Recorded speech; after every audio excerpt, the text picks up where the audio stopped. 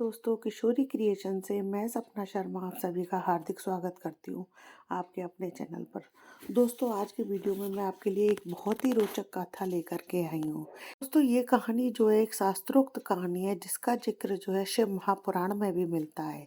इसलिए एक पावन और पुनीत कहानी है। यही पवित्र कहानी है। देवादिदेव महादेव कहते हैं कि जो व्यक्ति इस कहानी को जो है बड़े ही प्रेम पूर्वक, श्रद्धा और गौर से सुनता है, व्यक्ति के जीवन से जो है सभी पाप नष्ट हो जाते हैं और उस व्यक्ति के सभी दुखों का जो है अंत हो जाता है। जो व्यक्ति इस कहानी को जो है बड़े ही लगन से सुनता है तो उस पर देवादिदेव महादेव की बड़ी कृपा होती है। फागुन के महीने में जो है शिवरात्रि आने वाली है। फागुन मास चल रहा है, तो आज मैं आपके लिए एक चिड़िया की महाशिवरात्रि की पावन और बड़ी ही पवित्र कथा लेकर के आई हूँ। कहा जाता है कि जो लोग महाशिवरात्रि का व्रत करते हैं उनके लिए एक कहानी एक रामबाण से कम नहीं है। भोलेनाथ को मानते हैं, उनका व्रत करते हैं, उनकी पूजा आराधना करते हैं, तो ऐसे लोगों को उनकी यह कथा उनकी अवश्य सुननी चाहिए। लोग सोमवार का व्रत करते हैं, उनको भी यह कथा अवश्य चाहिए।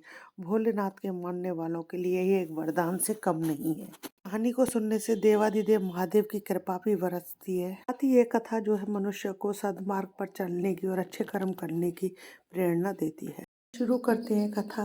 प्राचीन काल में एक नगर में एक सेठ और सेठानी रहते थे। उनके पास अपने जीवन में अन्न धन की कोई कमी नहीं थी, लेकिन वे अपने जीवन में न किसी को कोई दान दक्षिणा देते, न ही कोई धर्म पुण्य का कार्य किया करते थे, ना ही किसी को दान दक्षिणा देते थे, ना किसी को भिक्षा देते थे। और उनके दोनों के कोई औलाद भी नहीं थी जो उनके पीछे उनके धन को बरत सके। इस जगह पर सेठ की हवेली थी। उस हवेली के सामने ही जो एक पीपल का बहुत बड़ा वृक्ष था। उस वृक्ष में जो है एक सुंदर सी चिड़िया रहती थी। उस चिड़िया ने जो है अपना घोंसला भी उसी पीपल के पेड़ में बना रखा था। चिड़िया के भी दो सुंदर सुंदर प्यारे प्यारे बच्चे थे। चिड़िया जो है उन दोनों के लिए रोजाना दाना चुगने के लिए बाहर जाती और दाना चुग करके शाम को लौट करके आती और अपने बच्चों को भी दाना चुगाती। चिड़िया का रोजाना का नियम था कि वो रोजाना नगर में जाती और वहां से दाना पानी चुगती, वापस अपने घोंसले में आकर के बच्चों को चुगाती। चिड़िया उस सेठ के घर पर भी जो है रोजाना दाना चुगने के लिए जाती। सेठ के घर पर जो है चिड़िया को एक भी दाना चुगने के लिए नहीं मिलता, तो चिड़िया वहां से जो है आगे चली जाती है। अब चिड़िया जो है अपने मन में सोचती है, इस नगर में जो है सबसे बड़ी हवेली इसी सेठ की है, पर यह सेठ जो है ना तो किसी को भिक्षा दान में देता है, ना ही ये कभी पक्षियों के लिए चुग्गा डालता है, ना ही यह कोई धर्म कार्य करता है। चिड़िया सोचती है कि सेठ जो है ना तो किसी असहाय व्यक्ति की सहायता करता है, ना ही किसी असहाय जानवर की सहायता करता है, ना मंदिर के धर्म कार्यों में पूजा पाठ में कोई सहयोग करता है, ना ही यह किसी भी प्रकार का किसी को कोई दान देता है, ना ही यह सेठ जो है पक्षियों के लिए दाना डालता है। यह सेठ तो जो है बड़ा कंजूस है।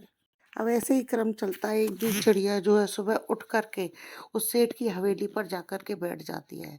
जब चिड़िया वहां पर बैठती है तो वो देखती है कि सेठ और सेठानी जो है आपस में बातें कर रहे हैं। सेठानी अपने पति से कहती है कि सेठ जी, हमारे पास इतना धन है, हमारे पास इतनी बड़ी हवेली है, लोग हमें नगर सेठ कहते हैं, लेकिन हमारे पास कोई संतान नहीं है। हमारे बाद में इस हमारे धन को और मकान को हवेली को बरतने वाला भी कोई नहीं है। सेठ सेठानी किस प्रकार की बातें सुनता है तो वह अपनी पत्नी से कहता है कि सेठानी, तुम ही बताओ, इसमें मेरा क्या कसूर है। हो सकता है विधाता ने हमारे भाग्य में जो है पुत्र नहीं लिखा है, हमारे भाग्य में शायद पुत्र प्रेम नहीं है, पुत्र का सुख नहीं है, और जब तक हम जिएंगे इस धन को खा लेंगे, मर जाएंगे जब, उसके बाद कोई तो इस धन को खाएगा। दोनों पति पत्नी इस तरीके से बातें करते हैं तो वह चिड़िया वहां बैठी हुई जो है बड़े गौर से उन दोनों सेठ सेठानी की बातों को सुनती है। सेठ सेठानियों की बातें सुनने के बाद में चिड़िया वहां से उड़ करके लिए अपना दाना पानी चुगने के लिए नगर में चली जाती है और नगर में दाना पानी चुग करके वापस अपने घोंसले में आ जाती है। अब चिड़िया जो है रोज उस सेठ सेठानी के घर जाने लगी और उनकी बातें सुनने लगी। सेठ की पत्नी जो है बड़े ही अच्छे स्वभाव वाली थी। सेठानी के दिल में जो है दया धर्म भी था। सेठानी जब रोज अपने घर में उस चिड़िया को देखती है तो वह चिड़िया को पसंद करने लगती है। सेठानी का उस चिड़िया से जो है लगाव हो जाता है। अब सेठानी रोजाना उस चिड़िया को सेठ जी से छुप छुप करके दाने डालती है। चिड़िया जो है दाना चुगती है। अब इस तरीके से काफी दिन निकलने लगे। अब एक दिन चिड़िया सोचती है कि सेठानी बहुत अच्छी है और मुझे दाना भी चुगाती है। चिड़िया सोचती है कि सेठानी को सब सुख है, लेकिन उसके घर में जो है पुत्र नहीं है, और ऐसा क्या किया जाए कि उस सेठानी के भी जो है एक पुत्र की प्राप्ति हो जाए। यह सोचती है कि जब तक एक औरत माँ नहीं बनती है, तब तक उसका औरत होना संपूर्ण नहीं होता है। और एक औरत का दुख जो है एक औरत ही बहुत ही अच्छी तरीके से समझ सकती है। अब चिड़िया इस तरीके से जो है सेठानी के लिए दया भाव अपने मन में लाती है। औरत का जीवन भी सफल जब ही होता है जब वह माँ बन जाती है। पूर्णतः संपूर्ण वह एक माँ बनने के बाद ही औरत कहलाती है। चिड़िया जो है दिन रात सेठानी के लिए सोचने लगती है कि सेठानी बहुत सीधी सादी और बहुत सरल स्वभाव की है।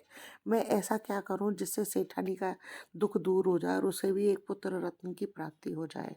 एक दिन चिड़िया सोचती है क्यों ना मैं एक देवाधिदेव महादेव के पास जाऊं और उनसे सेठ सेठानी के लिए अर्जी लगाऊं, उनके लिए प्रार्थना करूं। यही सोच करके चिड़िया जो है अपने पति चिड़ा से कहती है कि भैया जी मैं थोड़े से दिन के लिए कहीं जा रही हूँ, आप मेरे बाद में जो है बच्चों का ध्यान रखना, उनको दाना पानी अच्छे से चुगा देना। चिड़िया जो है अपने घोंसले से उड़ करके रात दिन उड़ती उड़ती भूखी प्यासी जो है उड़ती हुई कैलाश पर्वत पर पहुंच जाती है। उड़ते उड़ते अंततः जो है कैलाश पर्वत पर पहुंच जाती है और वहां जहां पर कैलाश पर्वत पर जो है देवादिदेव महादेव और माता गौरा विराजे हुए। कैलाश पर पहुंच करके चिड़िया जो है माँ जगदम्बा के पैरों में गिर जाती है और बेहोश हो जाती है। जैसे ही माँ जगदम्बा अपने पैरों में चिड़िया को उड़ी हुई गिरी हुई देख करती है तो उनके मन में दया भाव आ जाता है और वो चिड़िया को बड़े प्यार से उठाती हैं। उठाने के बाद उसे पानी पिलाती हैं और उसे पूछती हैं कि हे चिड़िया तुम कहाँ से आई हो, तुम इतनी व्याकुल क्यों हो, हे पुत्री तुम इतनी दुखी क्यों हो रही हो, क्या बात है। चिड़िया माता पार्वती की इस प्रकार की बातें सुनती है तो वह माता से बोलती है कि माता मैं बहुत दुखी हूँ और बहुत दूर से आई हूँ, मैं अपने लिए दुखी नहीं हूँ, मैं किसी और के लिए दुखी हूँ। तब माता पार्वती उस चिड़िया से कहती है कि पुत्री तुम बात क्या है, इसमें मुझे पूरी तरीके से विस्तार पूर्वक बताओ कि आखिर तुम इतनी परेशान क्यों हो और किसके लिए दुखी हो। चिड़िया जो है गौरा माता को बताती है कि गौरा माँ जहाँ पर मैं रहती हूँ मेरे घोंसले के सामने जो है एक सेठ सेठानी की बड़ी हवेली है, उसमें एक सेठ सेठानी रहते हैं। उनके सब सुख है पर उनके कोई औलाद नहीं है, आप उन्हें एक पुत्र रत्न दे दें। आप अगर उनको पुत्र दे देंगी तो उनकी ज़िंदगी में उनकी ज़िंदगी जो है खुशियों से भर जाएगी। इतना कह कर के चिड़िया फिर से बेहोश हो जाती है। माता पार्वती जो है उस चिड़िया को फिर से बड़े प्यार से पानी पिला करके उसे होश में लाने की कोशिश करती है। कुछ देर बाद में वह चिड़िया जब होश में आती है तो माता गौरा उसे जो है दाना पानी खिलाती है। फिर चिड़िया से माता कहती है कि हे पुत्री तुम चिंता ना करो, थोड़ी देर में महादेव जो है अपने ध्यान से उठेंगे, उसके बाद जो है हम दोनों महादेव से बात करेंगे। थोड़ी देर बाद जो है महादेव जी अपनी समाधि से उठते हैं। माता पार्वती चिड़िया को हाथ में लेकर के भोलेनाथ के सम्मुख जाती है और उनसे कहती है, पार्वती जी भोलेनाथ से कहती है कि हे भोलेनाथ पहला फला नगर में जो है से एक सेठ सेठानी रहते हैं, क्या उनके नसीब में एक पुत्र की प्राप्ति नहीं है। भोलेनाथ जो है ध्यान लगा कर देखते हैं और फिर वे पार्वती जी से कहते हैं पार्वती जी उनके नसीब में जो है पुत्र नहीं है। तब माता पार्वती जी उनसे कहती हैं कि हे भोलेनाथ आपको उनके लिए पुत्र अवश्य देना होगा। तब भोलेनाथ उनसे कहते हैं, नाथ पार्वती जी से कहते हैं कि पार्वती जी तुम जिद क्यों कर रही हो, जब उनके नसीब में पुत्र है ही नहीं है तो मैं उन्हें पुत्र कैसे दे दूं।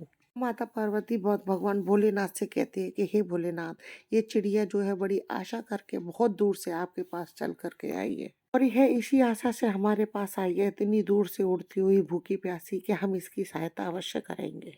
चिड़िया जो है इतनी दूर से इतनी आश और विश्वास से हमारे पास आई है तो हम इसे खाली हाथ नहीं भेज सकते।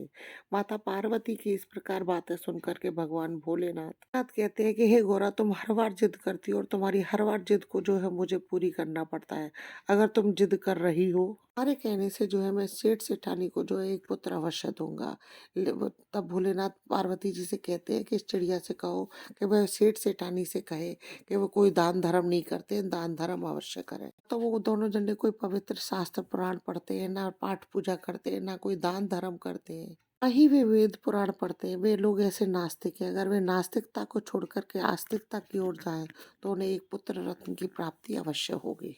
उन सेठ सेठानी को जो है दान धर्म भी करना पड़ेगा, अपने दरवाजे पर आए हुए किसी भिक्षुक को भिक्षा भी देनी होगी, मंदिर देवालयों में जाकर के पूजा भी करनी होगी। इन सब के साथ में उन्हें जो है ईश्वर का भजन भी करना पड़ेगा, तभी उन दोनों को जो है पुत्र की प्राप्ति होगी। अब चिड़िया जो है भगवान भोलेनाथ से कहती है कि हे प्रभु मैं अपनी तरफ से पूरी कोशिश करूंगी कि सेठ सेठानी जो है मंदिर देवालय जाए, व्रत उपवास रखे, अपने घर आए हुए भिक्षुक को दान दक्षिणा अवश्य देवें। क्या कि इस प्रकार की बातें सुनकर के भगवान भोलेनाथ उसे तथास्तु कहते हैं। भगवान भोलेनाथ और माता पार्वती को आशीर्वाद लेकर के वह चिड़िया वहां से उड़ान भरती है और वह चिड़िया वहां से उड़ती हुई फिर उसके बाद में अपने घोंसले में आ जाती है। फिर उसके बाद में जो है उन सेठ सेठानी के 9 महीने बाद में एक पुत्र रत्न की प्राप्ति होती है। सेठ सेठानी जो है अपने पुत्र को पा करके बड़े खुश होते हैं। चिड़िया भी सेठ सेठानी को खुश होता हुआ देख करके वो भी बहुत खुश होती है। चिड़िया भी जो है फूली नहीं समा रही है कि उसकी मेहनत जो है सफल हो गई। अपनी मेहनत का सफल होते देखकर चिड़िया बहुत खुश हो रही है। चिड़िया सोचती है ये सेठ जो है नगर का सबसे बड़ा धनी पुत्र है, धनी आदमी है। ये अपने पुत्र के लिए अच्छे अच्छी चीजें खिलाएगा तो उसके छोटे छोटे टुकड़े कुछ जमीन पर भी गिरेंगे, वो टूक जो है हम लोगों को भी खाने को मिलेंगे। यही सोच करके वह चिड़िया बहुत खुश होती है। धीरे धीरे जो है सेठ का लड़का बड़ा होने लगता है। अब एक शिवरात्रि निकल गई, इसी तरीके से दूसरी शिवरात्रि निकल गई, तीसरी निकल गई, चौथी शिवरात्रि जब आती है तो वह चिड़िया बहुत चिंतित होती है। सोचने लगी है कि अब इस सेठ का बेटा जो है 4 साल पूरी होने के बाद में 5 साल का हो गया है, लेकिन ये सेठ सेठानी जो है ना तो मंदिर जाते हैं, ना ही किसी को दान दक्षिणा देते हैं, ना ही ये किसी भी प्रकार का कोई दान धर्म करते हैं। चिड़िया यह सोच करके बहुत दुखी होती है। सोचती है कि अगर इन लोगों ने दान धर्म करना नहीं शुरू किया, सोचती है कि अगर ये दोनों जने अगर दान धर्म नहीं करेंगे तो इनका पुत्र जो है अल्पायु होगा और वह बहुत शीघ्र ही जो है मृत्यु को प्राप्त हो जाएगा। यह चोट सोच करके चिड़िया बहुत चिंतित होती है। चिड़िया यह सोचने लगती है कि मैं सेठ सेठानी से कहूँ तो किस प्रकार कहूँ, मेरी भाषा ये समझते नहीं है, मेरे इशारे ये समझते नहीं है। यही सोचकर चिड़िया जो है बहुत दुखी हो जाती है। अब चिड़िया के बच्चे भी जो है बड़े हो चुके हैं। एक दिन चिड़िया जो है अपने पुत्रों से कहती है कि पुत्रों तुम अपना ख्याल रखना, मैं कहीं जा कर के आ रही हूँ।